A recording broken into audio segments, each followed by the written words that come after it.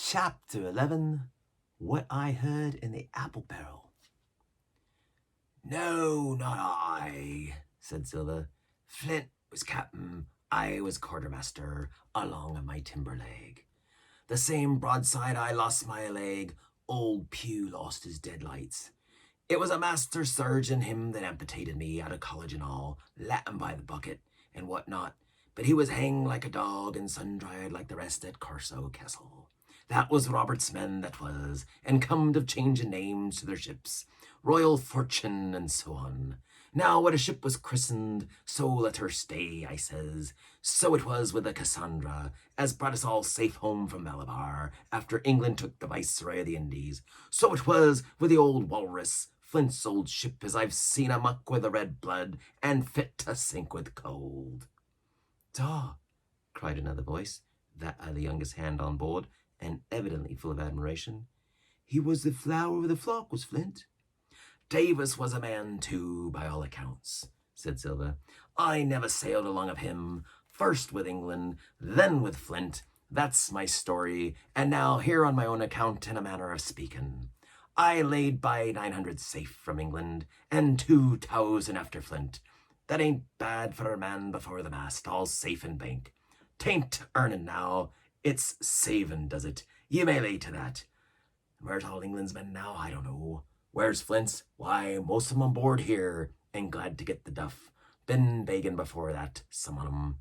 Old Pew, as had lost his sight, and might have thought shame, spends £1,200 in a year like a lord in Parliament. Where is he now? Well, he's dead now and under hatches. But for 2 year before that, shiver me timbers, the man was starving. He begged and he stole and he cut throats and starved at that, by the powers." "Well, it ain't much use after all," said the young seaman. "'Tain't much for fools, you may lay to it. That nor nothing," cried Silver. "But now, you look here. You're young, you are, but you're as smart as paint. I seen that when I set my eyes on you, and I'll talk to you like a man." You may imagine how I felt when I heard this abominable old rogue addressing another in the very same words of flattery as he had used to myself. I think if I had been able, that I would have killed him through the barrel. Meantime, he ran on, little supposing he was overheard. "Here it is about gentlemen of fortune. They lives rough, and they risk swinging, but they eat and drink like fighting cocks, and when a cruise is done, why, it's hundreds of pounds instead of hundreds of farthings in their pockets. Now the most goes for rum and a good fling, and to sea again in their shirts. But that's not the course I lay. I puts it all away, some here, some there, and none too much anywheres, by reason of suspicion. I'm 50, mark ye. Once back from this cruise, I set up gentlemen in earnest. Time enough too, says you. But I've lived easy in the meantime, never denied myself and nothing the heart's desires, and slept soft and ain't dainty all my days, but when at sea. And how did I begin? Hi, before the mast like you." "Well," said the other, "but all the other money's gone now, ain't it? You daren't show face in Bristol after this." "Why, where might you suppose it was?" asked Silver derisively. "Where, Bristol and Banks and places?" answered his companion. "It were," said the cook. "It were when we weighed anchor, but my old missus has it all by now, and the spyglass is sold, lease and goodwill and rigging, and the old girl's off to meet me.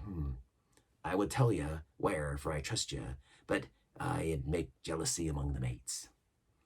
"And you can trust your missus?" asked the other.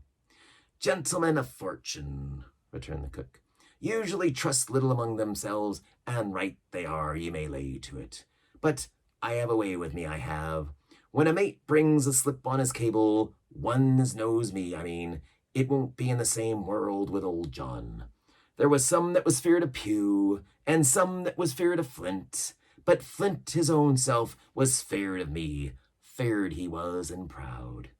They was the roughest crew afloat, was Flint's. The devil himself would have been feared to go to sea with him. Well, now I tell you, I'm not a boasting man, and you seen yourself how easy I keep company. But when I was a quartermaster, lambs wasn't the word for old Flint's buccaneers.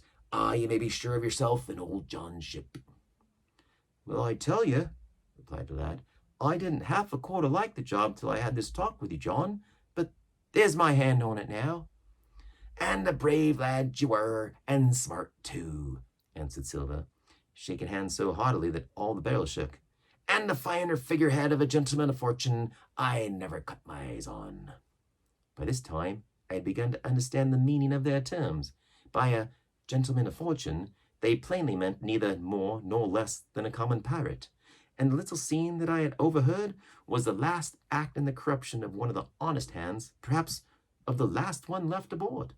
But on this point I was soon to be relieved, for Silver giving a little whistle, a third man strolled up and sat down by the party. "Die, Richard Square," said Silver. I know Richard Square," returned the voice of the coxswain Israel Hands. "He's no fool's Richard," and he turned his quid and spat. "But look here," he went on, "here's what I want to know, Barbecue.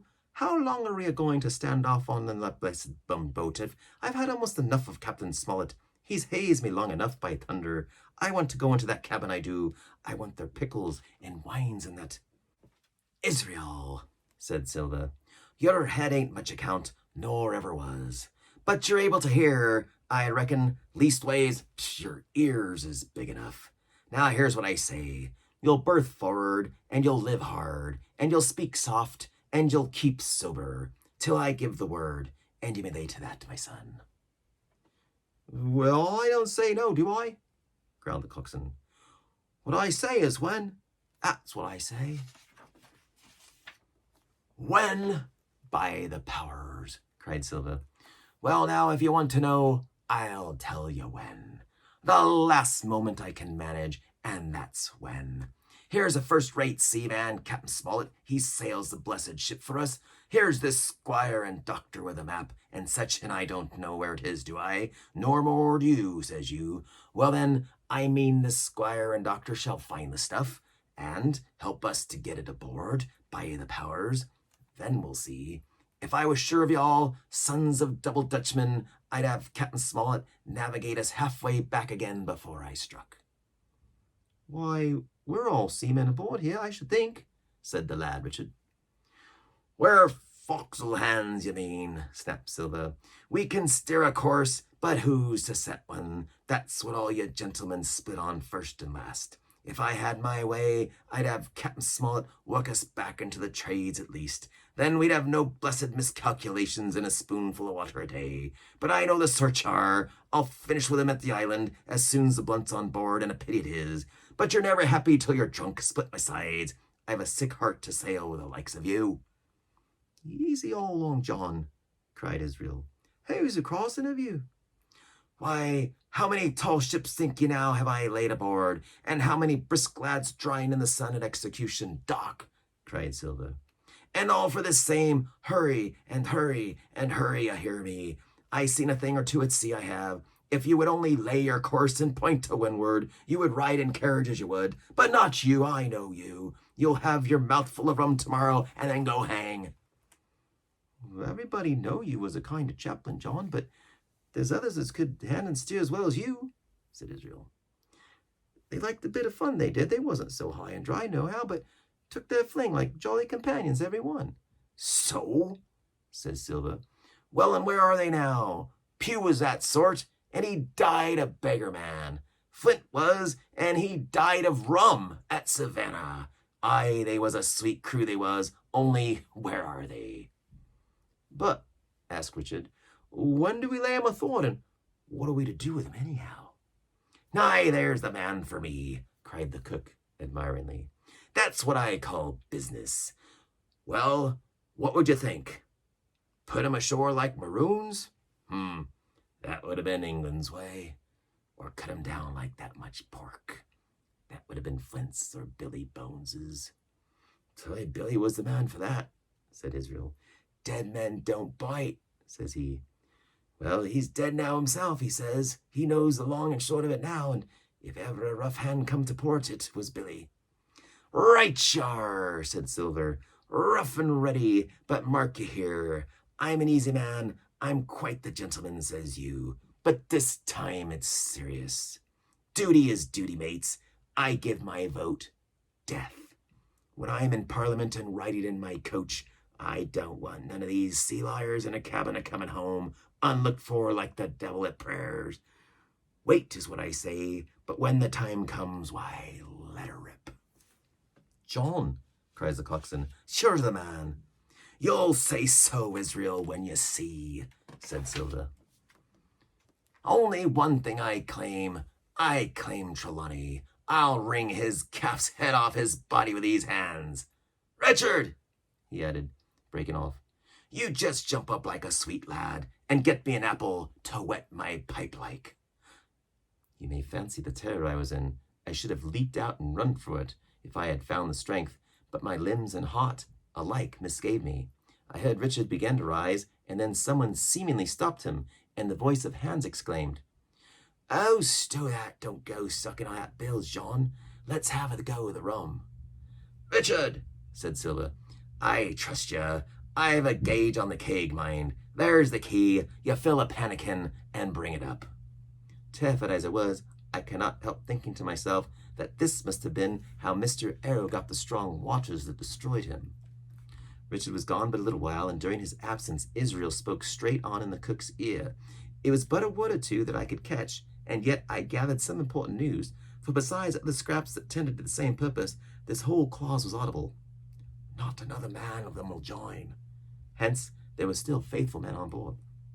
When Richard returned, one after another trio took the pannikin and drank, one to luck, another with a here's old Flint, and Silver himself saying in a kind of song, here's to ourselves and hold your luff, plenty of prizes and plenty of duff. Just then a sort of brightness fell upon me in the barrel, and looking up, I found the moon had risen and was silvering the mizzen-top and shining white on the luff of the foresail, and almost at the same time the voice of the lookout shouted, Land ho! End of chapter 11.